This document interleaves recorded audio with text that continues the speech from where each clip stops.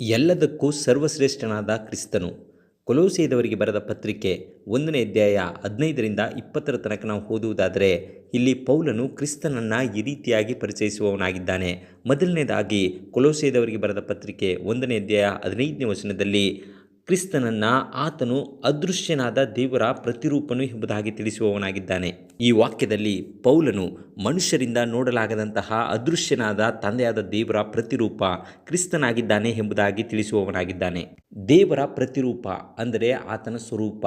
ಆದಿಕಾಂಡ ಪುಸ್ತಕ 1ನೇ ಅಧ್ಯಾಯ 26ನೇ ವಚನದಲ್ಲಿ ನಾವು ಓದುವುದಾದರೆ, ದೇವರು ನಮ್ಮ ಸ್ವರೂಪದಲ್ಲಿ ನಮ್ಮ ಹೋಲಿಕೆಗೆ ಸರಿಯಾಗಿ ಮನುಷ್ಯನನ್ನು ಉಂಟು ಮಾಡೋಣ ಎಂಬುದಾಗಿ ತಿಳಿಸುವವನಾಗಿದ್ದಾನೆ.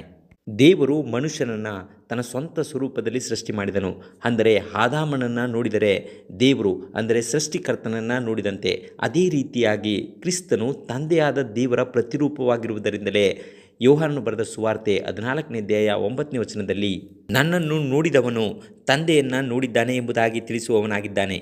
ಹೀಗೆ ತಂದೆ ಮತ್ತು ಕ್ರಿಸ್ತನು ಇಬ್ಬರೂ ಸಹ ಒಂದೇ ರೀತಿಯಾಗಿದ್ದು, ಫಿಲಿಪ್ಪಿಯದವರಿಗೆ ಬರೆದ ಪತ್ರಿಕೆ 2ನೇ ಅಧ್ಯಾಯ 6ನೇ ವಚನದಲ್ಲಿ ಕ್ರಿಸ್ತನು ಸಹ ದೇವ ಸ್ವರೂಪನಾಗಿದ್ದು ದೇವರಿಗೆ ಸರಿಸಮಾನನಾಗಿದ್ದಾನೆ ಎಂಬುದಾಗಿ ತಿಳಿಸುತ್ತದೆ.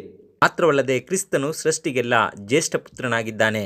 ಅಂದರೆ ಕ್ರಿಸ್ತನು ಸೃಷ್ಟಿಸಲ್ಪಟ್ಟವನು ಎನ್ನುವುದರ ಅರ್ಥವಲ್ಲ.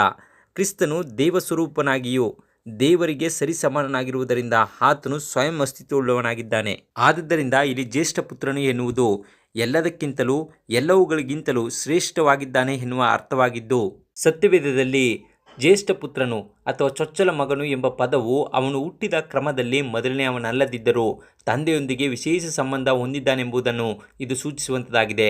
ಉದಾಹರಣೆಯಾಗಿ ಇಷಯನ 8 ಮಂದಿ ಮಕ್ಕಳಲ್ಲಿ ದಾವೀದನು ಕಿರಿಯವನಾಗಿದ್ದರೂ ಕೀರ್ತನೆಗಾರನಾದಂಥ ಏತನನ ಮೂಲಕವಾಗಿ ಕೀರ್ತನೆ 89ನೇ ಅಧ್ಯಾಯ 27ನೇ ವಚನದಲ್ಲಿ ದೇವರು ಅವನನ್ನು ಅಂದರೆ ದಾವೀದನನ್ನು ನನ್ನ ಜ್ಯೇಷ್ಠ ಪುತ್ರನನ್ನಾಗಿ ಮಾಡಿಕೊಳ್ಳುವೆನು ಎಂಬುದಾಗಿ ಹೇಳುವವನಾಗಿದ್ದಾನೆ.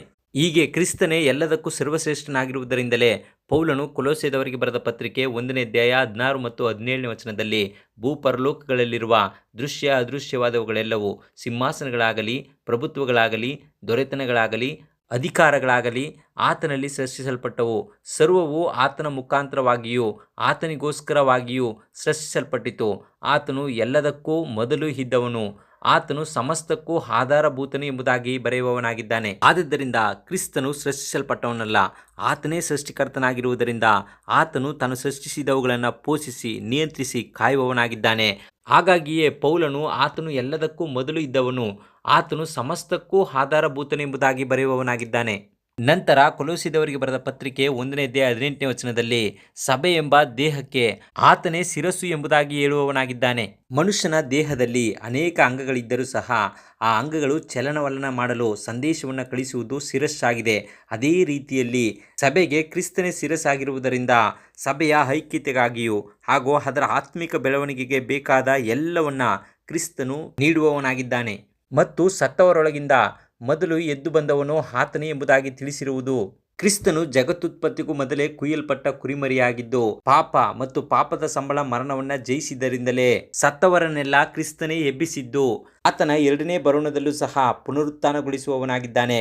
ಆದುದರಿಂದಲೇ ಕ್ರಿಸ್ತನು ನಾನೇ ಪುನರುತ್ಥಾನವೂ ಆಗಿದ್ದೇನೆ ಎಂಬುದಾಗಿ ತಿಳಿಸುವವನಾಗಿದ್ದಾನೆ. ಹೀಗೆ ಪಾಪದ ನಿಮಿತ್ತವಾಗಿ ಪರಲೋಕದಿಂದ ಭೂಲೋಕ ಕಳೆದುಕೊಂಡ ಸಂಬಂಧವನ್ನ ಕ್ರಿಸ್ತನು ತನ್ನ ಶಿಲುಬೆಯ ಮೂಲಕ ಸುರಿಸಿದ ರಕ್ತದ ಮೂಲಕವಾಗಿ ತನ್ನ ಪ್ರೀತಿಯನ್ನ ದೇವದೂತರಿಗೂ ಮನುಷ್ಯರಿಗೂ ಅಂತೂ ಜಗತ್ತಿಗೆಲ್ಲ ತೋರಿಸುವುದರ ಮೂಲಕವಾಗಿ ಸಮಾಧಾನದ ಸಂಧಾನವನ್ನ ಮಾಡಿಕೊಳ್ಳುವವನಾಗಿದ್ದಾನೆ. ಆದುದರಿಂದ ಎಲ್ಲದಕ್ಕೂ ಸರ್ವಶ್ರೇಷ್ಠನಾಗಿರ್ತಕ್ಕಂತಹ ಕ್ರಿಸ್ತನನ್ನ ನಮ್ಮ ಸ್ವಂತ ರಕ್ಷಕನಾಗಿ ಅಂಗೀಕರಿಸಿಕೊಂಡು ರಕ್ಷಣೆ ಹೊಂದೋಣ. ದೇವರು ನಿಮ್ಮನ್ನ ಆಶೀರ್ವದಿಸಲಿ.